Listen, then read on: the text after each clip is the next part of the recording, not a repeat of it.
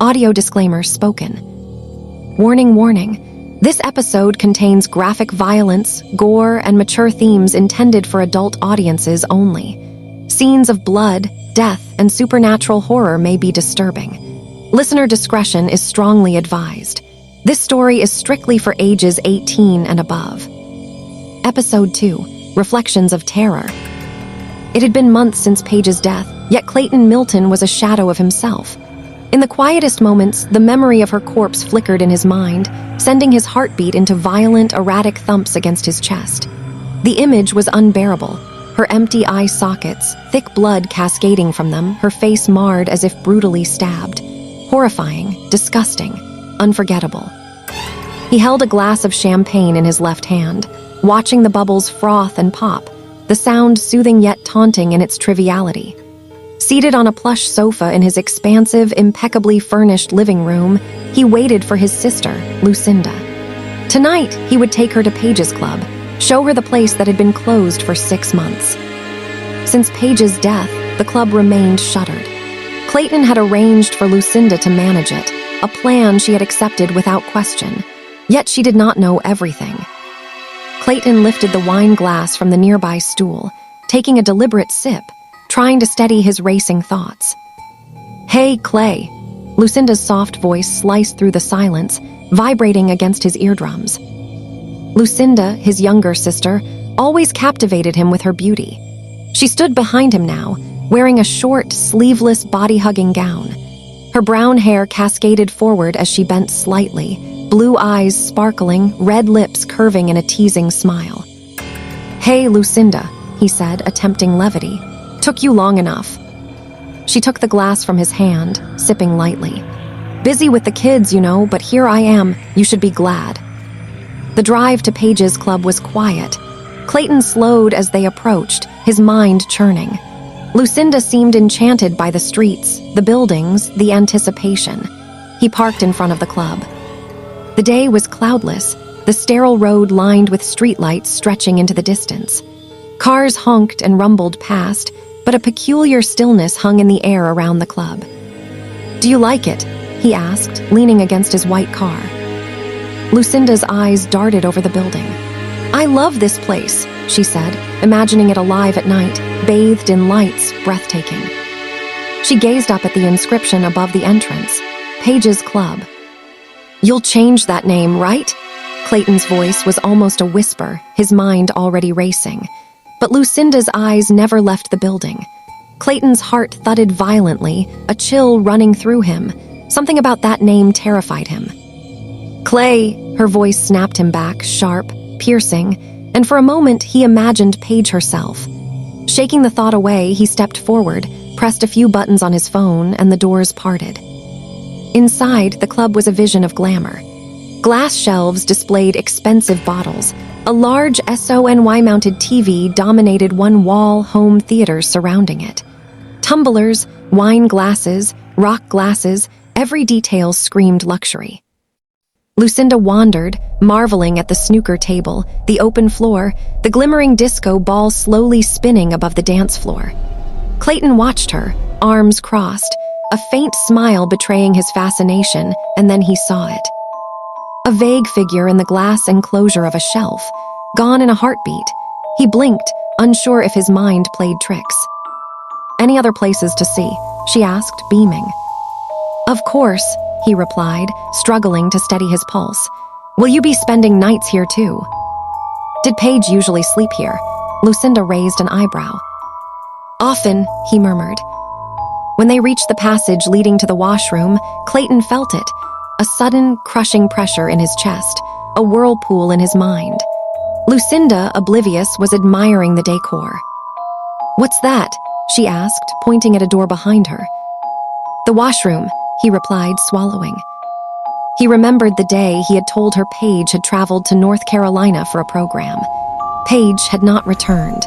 Yet here he was, about to open the very door where they had found her bloody, lifeless body 6 months ago. Heart hammering, hands trembling, he pushed the door open. Blue eyes wide, he braced for horror. He closed them instinctively, then opened them slowly. The first thing he saw, the shiny bathtub. Relief flickered before his eyes froze in shock. Blood streamed down Lucinda's cheeks like tears. His lips parted, his mind reeling. What? What happened to you?" he stammered, his voice taut with confusion and dread. "I'm fine," she said, voice echoing unnaturally. "Just follow me to the mirror." Something about her tone, her posture, it was wrong. Clayton moved forward, compelled. Only then did he notice. Her legs were floating in the air, feet not touching the floor. Christ. The air grew heavy.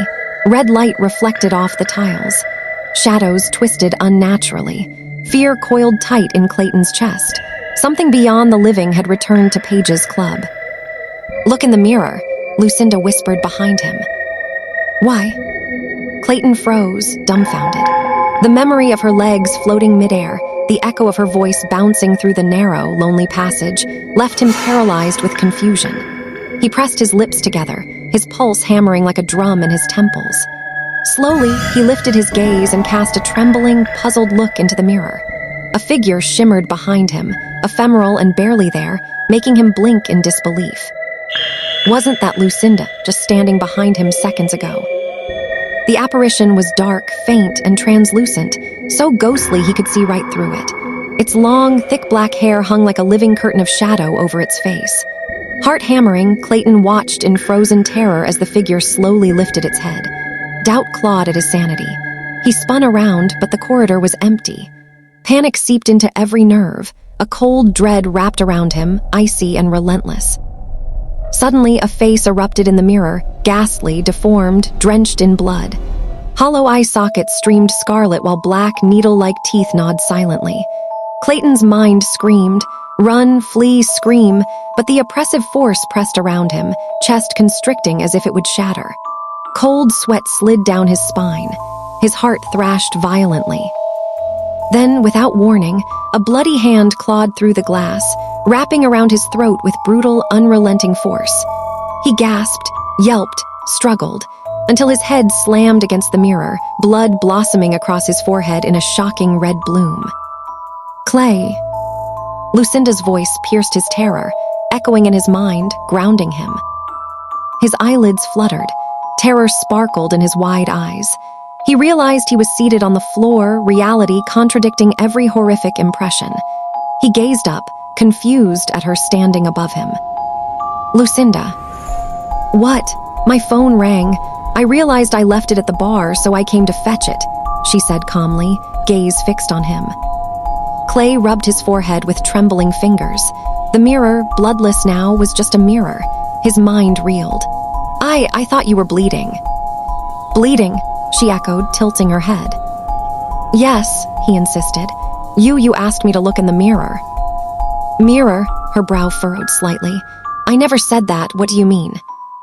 His gaze sharpened, suspicion and wonder colliding violently. "Your legs, they were floating in the air, and you were bleeding from your eyes." Lucinda's expression softened, amused rather than alarmed. Childhood memories of Clay's pranks replayed silently. "You must be kidding. Great job, Clay," she said lightly. His wide gaze didn't waver, still fixed on her. Her feet were solidly on the ground, but the memory of the floating apparition left him unsettled. Meanwhile, Lunasha, Lucinda's eldest daughter, sat on the living room couch munching Rice Crisps. A sudden bang at the door jolted her upright. She paused the movie, snack in hand, and opened the door. "Mom." "Hey, darling," Lucinda said softly, pecking her delicate cheek as she entered. "Where, Elise?" "Chewing," Lunasha replied. "She's been asleep for over an hour." Lucinda sank onto the sofa with a soft thud, exhaling. "Is your dad?" "Where the fuck have you been?" Ryan's sharp, irate voice cut through the room. Lucinda flinched. He stood by the stairs, hands in pockets, raven shorts clinging to his frame, ruddy cardigan slightly disheveled, strands of hair falling across his face. His grimace spoke of lingering anger. Before Lucinda left for Clay's home, they had clashed violently. "I'm sorry, Ryan," she began. "Sorry be damned," he snapped. The argument escalated, loud and cutting. Lunasha huddled, covering her ears, wishing the shouting would stop. Sometimes her parents lived like enemies. She hated it when Dad lost his temper. Amidst the chaos, a shadow crept along the wall. Lunasha squinted. Was it Elise? No, this figure was far too large. Long, massive hair spilled like ink. A short, tattered gown hung over the silhouette. It hovered impossibly high on the stairs, drifting backward with every cautious step she took. "Elise," she whispered. Reaching the landing, she found nothing. Only the soft creak of a nearby door startled her further. The 3-story house loomed silent and oppressive. She climbed the stairs quietly. On the 2nd floor, every door was closed. Which one had moved? Her heart hammered. Elise. Outside Elise's room, she grasped the doorknob and opened it. The bed was empty, covers undisturbed, save for a massive teddy bear. She stepped in. Elise. The door creaked softly as she closed it.